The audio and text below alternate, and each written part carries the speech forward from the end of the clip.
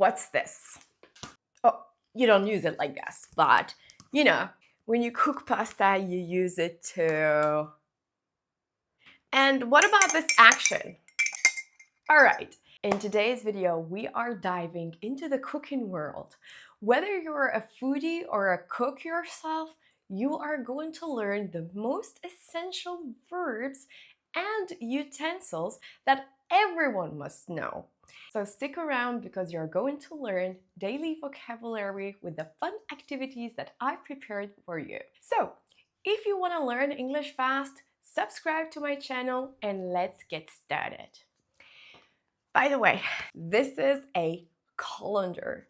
Let's kick things off with a fun game of Guess the Verb. You need to guess the 10 verbs. Come on, go. I'm the dough. Kneading. I'm the flour. Sifting. I'm the onion. Chopping. I'm some cheese. Grating. I'm a glass of milkshake. Pouring. I'm a smoothie. Blending up. I'm the steak. Seasoning. I'm the French fries. Deep frying. I'm the iced tea. Stirring.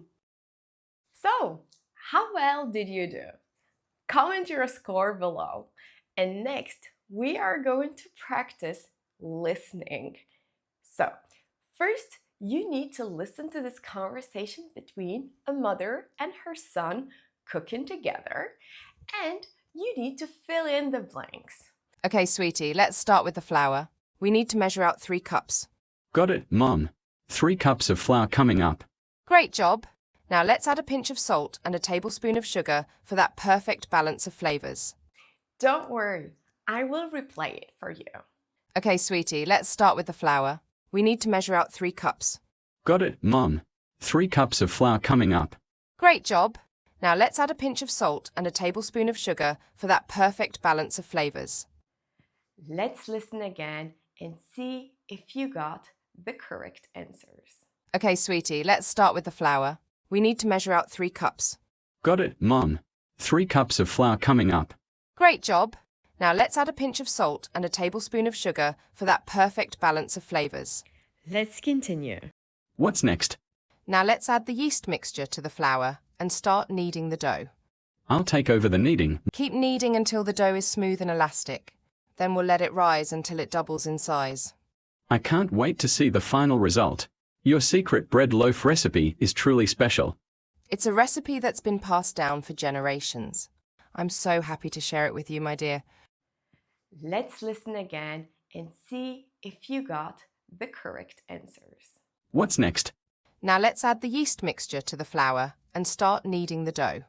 I'll take over the kneading. Keep kneading until the dough is smooth and elastic. Then we'll let it rise until it doubles in size. I can't wait to see the final result. Your secret bread loaf recipe is truly special. It's a recipe that's been passed down for generations. I'm so happy to share it with you, my dear. Up next, you are going to practice speaking. But before we get started, let me explain to you few expressions and idioms native speakers use all the time and you better use to sound more like a native when you speak in English. First, my go-to.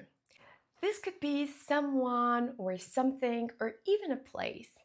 And you use my go-to plus thing when you want to say that that thing or person or place is the best option for that purpose or situation. For example, my go-to person is my dad. He always helps me. He's always there for me.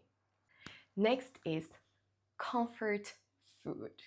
Comfort foods provide a sense of well-being and are often associated with nostalgia and emotional comfort. For example, My comfort food is chocolate, hands down. What's your comfort food? Next expression is to have a sweet tooth. Yeah, to have a sweet tooth. So if someone says that they have a sweet tooth, it means they have a preference for sweets and chocolate. So instead of having eggs and cheese for breakfast, they would probably opt for a pain au chocolat. Yeah? If you do something from scratch, it means from the beginning, without using anything that already exists. From scratch. Last one is I have a soft spot for someone or something. This means a strong liking for someone or something. For example, I have a soft spot for chocolate chip cookies. Time to improve your speaking. You read A, I read B. You start.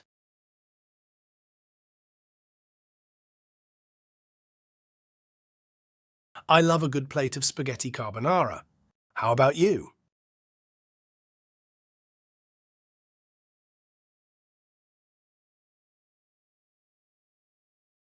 I'm definitely more into savory dishes. I love the combination of flavors in savory meals. What about you?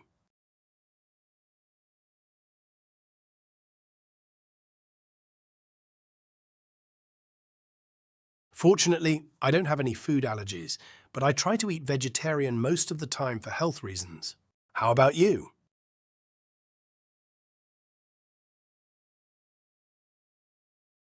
I enjoy cooking at home. There's something satisfying about preparing a meal from scratch and experimenting with different ingredients. How about you?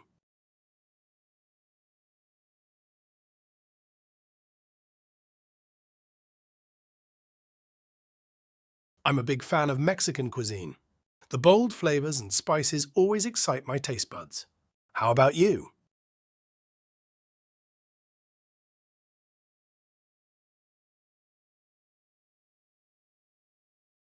My go-to comfort food is pizza. How about you?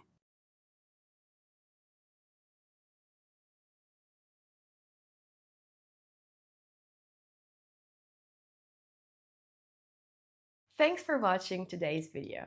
In my next video, I am teaching you restaurant-related vocabulary